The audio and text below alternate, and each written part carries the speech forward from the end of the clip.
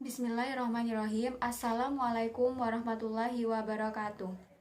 Perkenalkan, nama saya Reza Resita Dewi, NIM E2019-2221. Saya dari kelas Ekonomi Syariah 5, Fakultas Ekonomi dan Bisnis Islam, Institut Agama Islam Negeri Jember. Nah, dalam video ini saya akan memberikan tanggapan mengenai penjelasan materi yang dijelaskan oleh Dr. Abdul Wadud Nafis LC.MEI selaku dosen pembimbing mata kuliah Ekonomi Makro Islam, yang mana beliau membahas mengenai pengantar ilmu ekonomi makro Islam. Nah, sebelum melangkah lebih lanjut lagi ya, kita tuh harus lebih dulu memahami apa makna dari kata ekonomi itu sendiri dan apa itu ilmu ekonomi itu sendiri. Dari ekonomi itu berasal dari dua kata bahasa Yunani, yaitu oikos dan nomos. Oikos berarti rumah, dan nomos berarti tatanan, peraturan, dan hukum. Jadi apabila keduanya digabungkan, maka artinya adalah sistem pengelolaan manajemen rumah tangga. Dan kemudian kita juga membahas tentang ilmu ekonomi itu sendiri apa. Nah, ilmu ekonomi menurut Adam Smith yaitu cabang ilmu yang mempelajari tingkah laku manusia dalam usahanya, dan manusia dapat mengalokasikan sumber daya yang terbatas untuk mencapai tujuannya.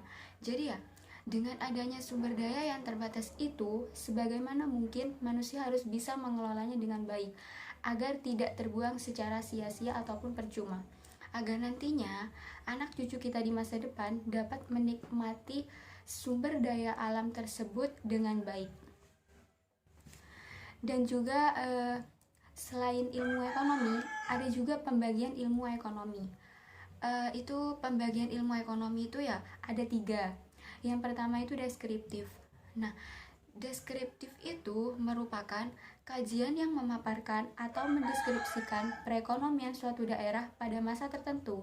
Misalkan nih, kayak ekonomi pada masa pemerintahan presiden kita yang sekarang. Itu kan menerapkan sistem ekonomi Pancasila, yang mana dengan sistem ekonomi Pancasila tersebut, dunia bisnis di Indonesia mengalami pesat perubahan yang cukup maju.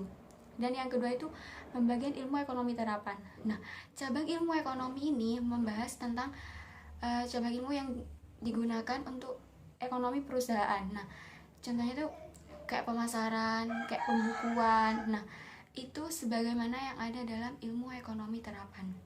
Nah, pembagian ilmu ekonomi yang ketiga itu teori. Nah, pembagian ilmu teori ini yaitu ilmu ekonomi yang membahas gejala-gejala yang timbul sebagai akibat perbuatan manusia. Nah, di dalam ilmu ekonomi teori ini, di dalamnya kita akan membahas ekonomi mikro dan makro. Ekonomi mikro merupakan perilaku konsumen dan perusahaan serta penentuan harga barang. Jadi, apabila pajak itu tinggi, maka harga barang itu akan naik ataupun mahal. Nah, lalu ekonomi makro itu ya ekonomi secara keseluruhan. Ekonomi yang membahas secara keseluruhan, secara umum ataupun secara global. Dan ekonomi makro itu dapat mempengaruhi perubahan masyarakat, perusahaan, dan juga pasar. Jadi, dapat saya ambil kesimpulan bahwa penting halnya untuk kita memahami apa itu ekonomi, mulai dari ilmu ekonominya, mulai dari ekonomi makro, ekonomi mikro. Nah, dalam Islam itu sendiri, ekonomi mempelajari kebutuhan manusia yang tidak terbatas dengan berdasarkan Al-Quran dan As-Sunnah. Nah, ekonomi makro merupakan suatu bidang ilmu yang membahas secara agregat atau keseluruhan. Dan komentar atau tanggapan saya pada video yang Bapak jelaskan, pandangan saya sendiri itu ya mengenai saya sudah bisa menerimanya dengan baik. Saya sudah bisa menerima ilmu dan pemahaman tentang pembahasan ekonomi. Saya sebagai mahasiswa yang dibimbing oleh Bapak pada masa kuliah daring yang seperti sekarang ini, saya sangat mengapresiasi jalannya perkuliahan yang dilakukan dengan video YouTube atau Zoom dan lain sebagainya. Saya mudah memahami dan mencerna pembahasan yang Bapak lakukan di setiap pertemuan yang Bapak lakukan. Demikian yang dapat saya sampaikan. Mohon maaf apabila ada salah kata atau kekurangannya. Wassalamualaikum warahmatullahi wabarakatuh.